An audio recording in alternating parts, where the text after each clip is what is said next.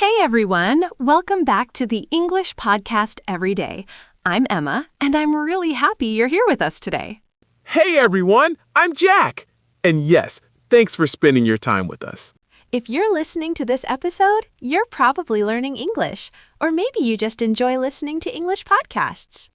And maybe you understand English pretty well, but speaking still feels difficult. That's totally normal.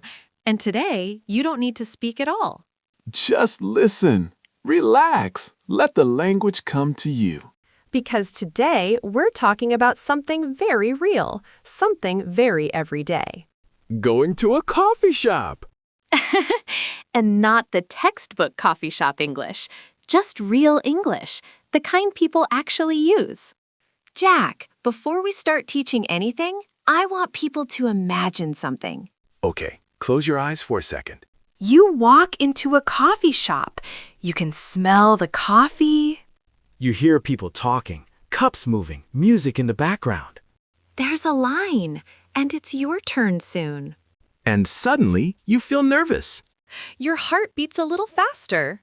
I know English, but what if I say something wrong? Jack, this reminds me of your story. Tell us what happened. Yeah, I remember it very clearly. It was one of those moments you don't forget. I was in New York for the first time. Everything felt fast. People walked fast, talked fast, ordered fast. New York energy is different. Exactly. So I walked into this small coffee shop near my hotel. It was morning, and everyone looked busy. Ha ha ha, already a lot of pressure. Yes, I stood in line and tried to read the menu. But honestly, I wasn't really reading. You were just pretending. Yes, I kept thinking, okay, don't mess this up. Just say something simple. That inner voice is loud sometimes. Then the barista looked at me and smiled and said, "Hi, what can I get for you?" A very friendly question. Yes, but my brain didn't feel friendly. I started talking slowly, choosing every word. I would like one coffee with milk, please. Honestly, that sounds fine. It was fine. But then she asked, what size? And that question changes everything. Yes, because now you have to answer quickly. And you don't want to look confused. She said, tall, grande, or venti. And I remember thinking, why can't they just say small, medium, large? Every English learner thinks that. Yes, I panicked a little, but then I just said, medium is fine. And that was the moment you realized something. Yes, she understood me. She didn't judge me. She just made my coffee. This is such an important lesson. You don't need perfect English. You don't need fancy words. Haha, absolutely. In coffee shops, people expect simple English. They hear different accents every day. So phrases like, "Can I get a latte, please?" are more than enough. And if you forget a word, you can describe it, like coffee with milk. Simple. Communication is more important than grammar. Emma, your turn. Tell us your café story. All right. Mine happened in Los Angeles. I was tired, it was hot, and all I wanted was an iced coffee. Sounds simple. Yes, but my brain was tired too. I ordered my drink and everything was going well. Then the barista asked, "Anything else?" And you misheard it. Yes. I thought she said, "Anything hot?" That's an easy mistake. So I quickly said, "No, I don't want it hot."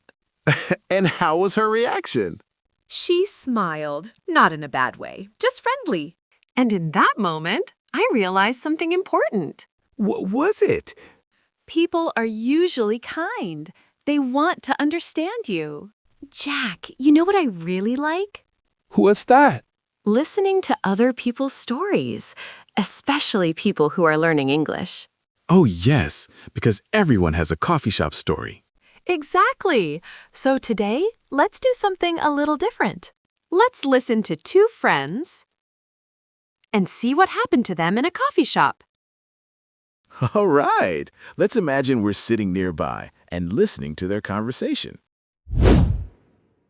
Hey, Liam, is that you? Sophia, wow, I didn't expect to see you here. Yeah, same. I just came to get a coffee before work. Me too. This place is always busy in the morning.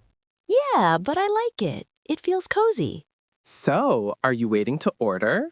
Yes, and honestly, I'm already a little nervous. About ordering coffee? Yes, even after all this time, it still feels stressful sometimes. Do you remember your first time ordering coffee in English? Oh no, don't remind me. Come on, tell me. I love these stories. It was a disaster, but kind of funny. Now I'm really listening. So it was my first week in the US. I walked into a coffee shop just like this one. I stood in line and practiced in my head again and again. What were you practicing? I'd like a coffee, please. Simple plan. Yes, but when it was my turn, the barista smiled and asked, "What can I get for you today?" And your plan disappeared. Completely. I said, "Coffee, yes." Very clear.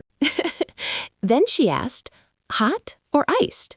I panicked and said, "Yes." Both? She laughed kindly and said, "Okay, hot or iced?" And in that moment, I felt less scared. That reminds me of my first time. Something went wrong? Of course. I wanted to order a cappuccino. Fancy choice. I thought so too, but I wasn't sure how to say it confidently. So what happened? The barista asked, "What can I get for you?" And I said, "Can I get a capu?" You stopped? Yes! I could have finished the word. That's the worst feeling. But the barista helped me. She said, "A cappuccino." I just smiled and said, "Yes, thank you." You know what's funny? We were so scared, but nothing bad happened. Exactly. People were patient. And now ordering coffee feels easy. Yes, because we've done it many times. Practice really works. And coffee helps too. I love that. Me too. Those stories feel very real and very familiar. Two different people, same feelings. Nervous at first, confident later. That's the learning journey. Emma, I want to ask you something honestly. Why do you think coffee shops make people so nervous when they're learning English? That's a really good question. I think it's because it feels like a test. Not an English test on paper, but a real life test in front of other people. Yeah, like everyone is watching you. Exactly, even though they're not, but it feels like they are. You're standing there, people are waiting, and you feel like you have only one chance to say it right. Yes, and that pressure makes your brain slow down. Even simple sentences feel hard. I think many learners feel this fear of blocking. They know the words, but their mouth doesn't move. That happens to so many people. And the problem is not their English, it's their confidence. That's such an important point, because people always say, I need more vocabulary or I need more grammar. But what they really need is more real situations. Exactly. Coffee shops are perfect for that. Because the conversations are short, they are predictable. You kind of know what will happen. Right. They will ask you the same questions every time. What can I get for you? What size? Anything else? And once you hear these questions many times, your brain starts to relax. Yes, because your brain says, "Oh, I know this situation."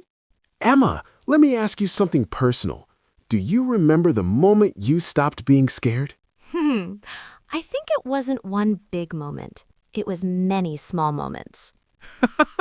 Small wins. Exactly. The first time I ordered and it went okay. The second time I understood the question faster. The third time, I answered without thinking too much. That's how confidence grows.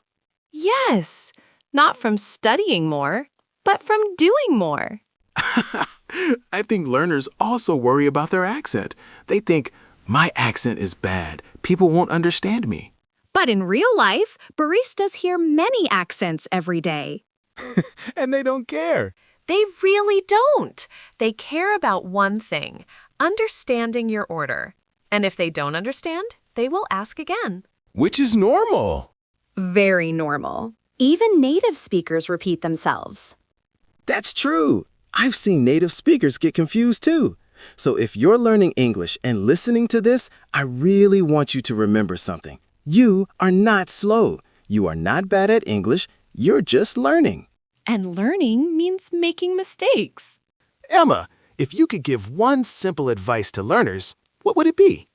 Don't wait until you feel ready, because ready never comes. Just start with small, safe situations, like ordering coffee. One sentence is enough. That's all. Thank you. Medium is fine. Those sentences are powerful because every time you use them, your confidence grows a little. And one day, you don't even think about it anymore. You just order your coffee and enjoy it. If you're listening to this right now and feeling nervous about your English, maybe you feel shy, maybe you feel slow, or maybe you feel like everyone else is better than you. We really want you to know this. You're not alone. So many people feel the same way. Yes, we felt that way too. Standing in line, thinking too much, being afraid to speak. It didn't disappear in one day. It took time, small steps, many small moments. Thank you so much for spending your time with us today. This is English Podcast Every Day, a place where you can listen to real English. Everyday situations, real conversations, no pressure. If this episode helped you even a little, please don't forget to like this video. And if you want to improve your listening step by step, subscribe to English Podcast Every Day and join us again. New episodes, new everyday topics, real English you can actually use. And remember, you can always listen again. Repetition really helps. We're very happy you're here. See you in the next episode. See you in the next episode. Bye!